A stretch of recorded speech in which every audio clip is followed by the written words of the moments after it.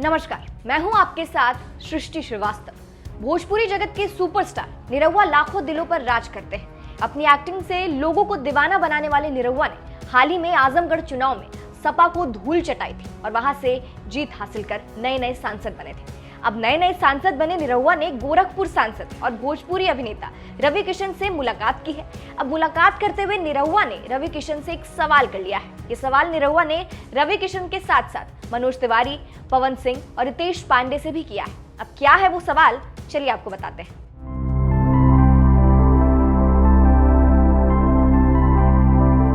दरअसल निरहुआ ने एक तस्वीर अपलोड की है जिसमें वो रवि किशन से लिपटे हुए हैं, यानी दोनों ने एक दूसरे को गले लगाया हुआ है। वहीं इस फोटो के साथ निरहुआ ने सवाल करते हुए लिखा है, इस तस्वीर के लिए एक अच्छा शीर्षक दें। साथ साथ इसमें निरहुआ ने रवि किशन, मनोज तिवारी, पवन सिंह और रितेश पांडे को टैग भी किया है। वहीं सांसद रवि किशन ने भी इस तस्वीर को पोस्ट किया है और उन्हें इसका कैप्शन मिल गया है, जहां उन्होंने लिखा है, जीतने के बाद आत्मीय मिलन गोरखपुर में। तो रवि किशन को तो कैप्शन मिल गया, लेकिन निरहुआ इतने भावुक हो गए कि उन्हें कैप्शन नहीं मिला। इसलिए उन्होंने जनता से ही पूछ लिया कैप्शन, जहां जनता ने भी उन्हें कैप्शन बताया है। एक यूजर ने लिखा है, जय और वीरू। दूसरे यूजर ने लिखा है, दिल संग धड़कन। एक और यूजर ने लिखा है, पूर्वांचल की माटी के लाल, कैलन कमाल। एक और यूजर ने लिखा है, मिले जब दो बिहारी। एक और यूजर ने लिखा है, बने चाहे दुश्मन जमाना हमारा, सलामत रहे दोस्ताना हमारा। अब बात करें रवि किशन और निरहुआ की दोस्ती की, तो ये दोनों ही भोजपुरी के सुपरस्टार हैं और वहीं से ये दोनों राजनीति में भी आए हैं। निरहुआ कहते हैं कि वो रवि किशन और मनोज तिवारी से प्रेरित होकर राजनीति में आए हैं। आपको ये भी बता दें, जब आजमगढ़ में चुनाव हो रहा था तो चुनाव प्रचार में रवि किशन और मनोज तिवारी दोनों ही निरहुआ के सपोर्ट में आए थे। कहा जाता है कि मनोज तिवारी और रवि किशन की सफलता को देखकर निरहुआ ने भी चुनाव लड़ने का फैसला किया था। आपको बता दें, साल 2019 में बीजेपी के टिकट पर समाजवादी पार्टी के अखिलेश यादव के खिलाफ चुनाव लड़ा था। हालांकि वो सपा अध्यक्ष से हार गए थे, लेकिन उन्होंने आजमगढ़ से हार नहीं मानी और निर्वाचन क्षेत्र का दौरा जारी रखा। हाल ही में संपन्न हुए उपचुनाव में निरहुआ की जीत ने इस हार का बदला लिया है और अब इस जीत के बाद निरहुआ ने रवि किशन के साथ तस्वीर डाली है। रवि किशन और निरहुआ की इस तस्वीर को आप क्या कैप्शन देंगे, कमेंट करके जरूर बताएं। नमस्कार।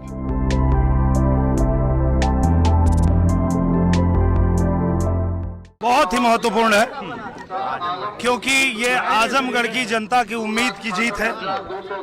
हमारे आजमगढ़ की जनता ने जो उम्मीद दिखाया है, जो विश्वास दिखाया है, उस विश्वास पे हमारी भारतीय जनता पार्टी पूरी तरह खरी उतरेगी।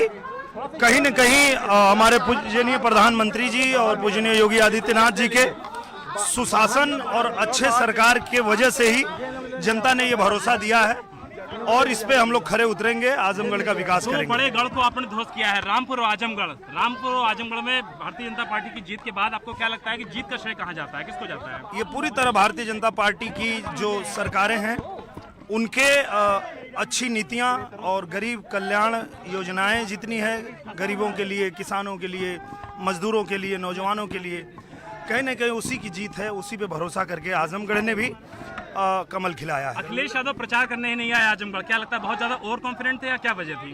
नहीं, ओवर कॉन्फिडेंट नहीं थे। उनको पता था कि वो नहीं जीत पाएंगे यहाँ, क्योंकि एक बार जनता ने उनको चुना था और वो 3 साल में छोड़ के चले गए थे, उन्होंने कुछ किया नहीं था, तो उनको पता था कि जनता उनको नकार देगी और वही हुआ। धर्मेंद्र यादव का कहना है कि गुड्डू जमाली और भारतीय जनता पार्टी ने गठबंधन कर लिया था, इसलिए वो हार गए और आप लोग जीत गए। नहीं, ये उनको थोड़ा मैं करेक्ट करना चाहता हूँ। जब 2019 में लड़े थे तो उन दोनों का गठबंधन था, इसलिए, नहीं तो उसी बार वो लोग हार गए होते। तो इस बार जब अलग अलग लड़े, बसपा अलग लड़ी, सपा अलग लड़ी, बीजेपी अलग लड़ी, तो जनता का समर्थन जो है भारी पड़ा भारतीय जनता पार्टी के साथ और कमल खिला है। आजमगढ़ के लिए क्या प्रायोरिटीज हैं आपकी, क्योंकि आजमगढ़ को आर्यमगढ़ भी बनाने की तैयारी हो रही है?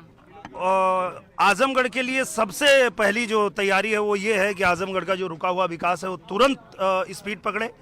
इसको जो है पूजनीय प्रधानमंत्री जी, पूजनीय हमारे महाराज जी के हाथों में सौंपेंगे और उनसे विशेष आग्रह करेंगे कि हमारे पास समय कम है, 1.5 साल ही है हमारे पास, तो आप जो है विशेष कृपा करिए आजमगढ़ पे, और आजमगढ़ पे जितनी योजनाएं यहाँ की रुकी हुई है वो सारी हम लोग लेकर आएंगे और आजमगढ़ का विकास कराएंगे। आजमगढ़ का नाम बदलेगा, आर्यमगढ़ नाम होगा?